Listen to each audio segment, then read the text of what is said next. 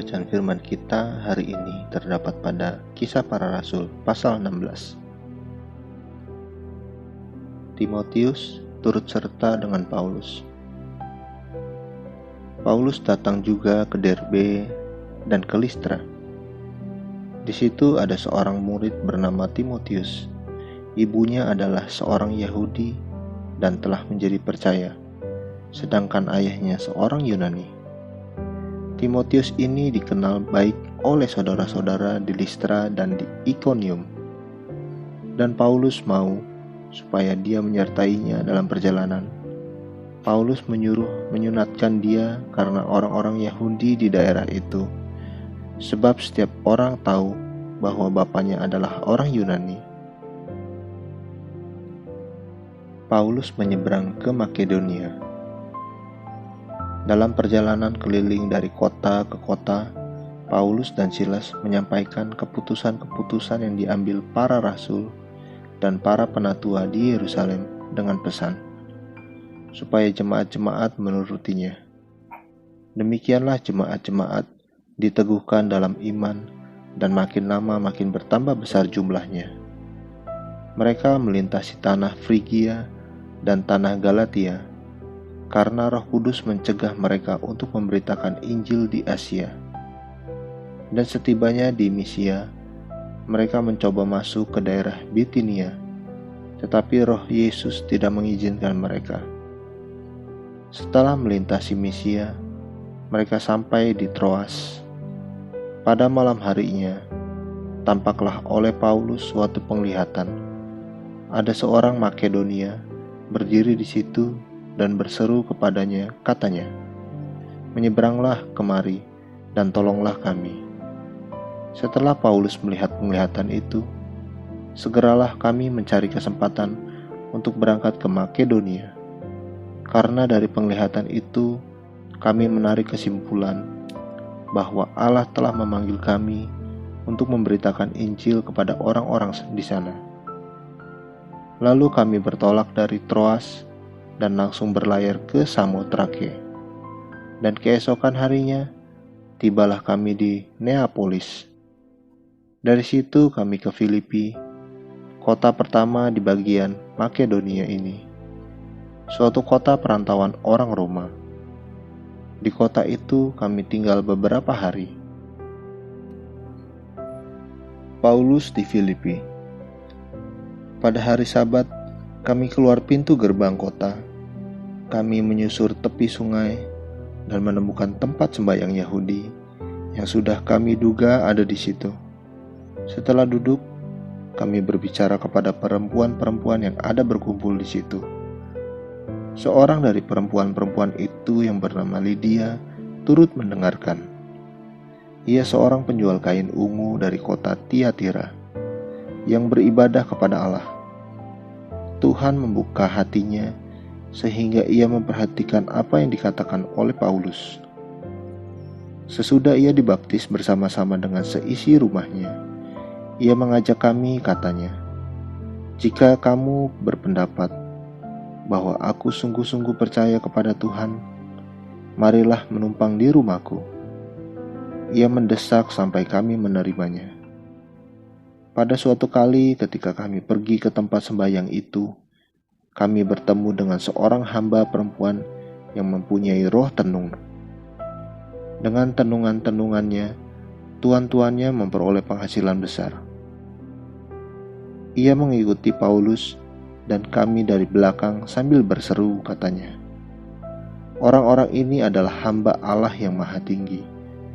Mereka memberitakan kepadamu jalan kepada keselamatan."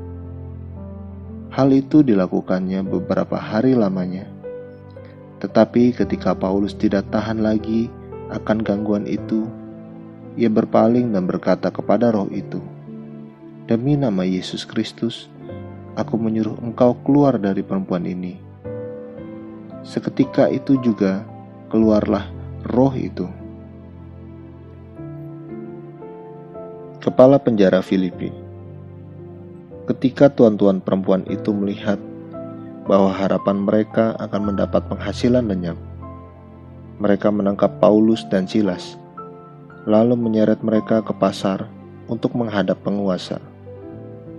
Setelah mereka membawa keduanya menghadap pembesar-pembesar kota itu, berkatalah mereka, katanya, "Orang-orang ini mengacau kota kita ini karena mereka orang Yahudi, dan mereka mengajarkan adat istiadat yang kita sebagian orang Rom tidak boleh menerimanya atau menurutinya." Juga orang banyak bangkit menentang mereka. Lalu pembesar-pembesar kota itu menyuruh mengoyakkan pakaian dari tubuh mereka dan mendera mereka. Setelah mereka berkali-kali didera, mereka dilemparkan ke dalam penjara. Kepala penjara diperintahkan untuk menjaga mereka dengan sungguh-sungguh. Sesuai dengan perintah itu, kepala penjara memasukkan mereka ke ruang penjara yang paling tengah dan membelenggu kaki mereka dalam pasungan yang kuat. Tetapi kira-kira tengah malam, Paulus dan Silas berdoa dan menyanyikan puji-pujian kepada Allah, dan orang-orang hukuman lain mendengarkan mereka.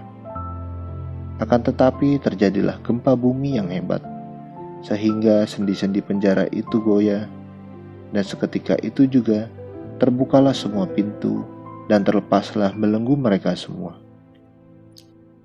Ketika kepala penjara itu terjaga dari tidurnya dan melihat pintu-pintu penjara terbuka, ia menghunus pedangnya hendak membunuh diri, karena ia menyangka bahwa orang-orang hukuman itu telah melarikan diri.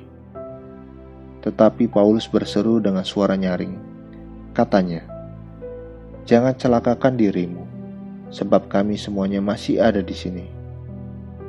Kepala penjara itu menyuruh membawa suluh, lalu berlari masuk, dan dengan gemetar tersungkurlah ia di depan Paulus dan Silas. Ia mengantar mereka keluar sambil berkata, "Tuan-tuan, apakah yang harus aku perbuat supaya aku selamat?" Jawab mereka, "Percayalah kepada Tuhan Yesus Kristus, dan engkau akan selamat, engkau dan seisi rumahmu." Lalu mereka memberitakan firman Tuhan kepadanya dan kepada semua orang yang ada di rumahnya. Pada jam itu juga kepala penjara itu membawa mereka dan membasuh bilur mereka. Seketika itu juga ia dan keluarganya memberi diri dibaptis. Lalu ia membawa mereka ke rumahnya dan menghidangkan makanan kepada mereka. Dan ia sangat bergembira bahwa ia dan seisi rumahnya telah menjadi percaya kepada Allah. Setelah hari siang, pembesar-pembesar kota menyuruh pejabat-pejabat kota pergi kepada kepala penjara dengan pesan, "Lepaskanlah kedua orang itu." Kepala penjara meneruskan pesan itu kepada Paulus, katanya, "Pembesar-pembesar kota telah menyuruh melepaskan kamu. Jadi, keluarlah kamu sekarang dan pergilah dengan selamat." Tetapi Paulus berkata kepada orang-orang itu, "Tanpa diadili mereka telah mendera kami, warga negara Roma, di muka umum, lalu melemparkan kami ke dalam penjara. Sekarang mereka mau mengeluarkan kami dengan diam-diam? Tidak mungkin demikian. Biarlah mereka datang sendiri dan membawa kami keluar." Pejabat-pejabat itu menyampaikan perkataan itu kepada pembesar-pembesar kota. Ketika mereka mendengar bahwa Paulus dan Silas adalah orang Rom, maka takutlah mereka. Mereka datang minta maaf, lalu membawa kedua rasul itu keluar dan memohon supaya mereka meninggalkan kota itu. Lalu mereka meninggalkan penjara itu dan pergi ke rumah Lydia. Dan setelah bertemu dengan saudara-saudara di situ dan menghiburkan mereka, berangkatlah kedua rasul itu. Amin. Terus baca firman-Nya, renungkan dan lakukan dalam kehidupan kita. Tuhan Yesus memberkati.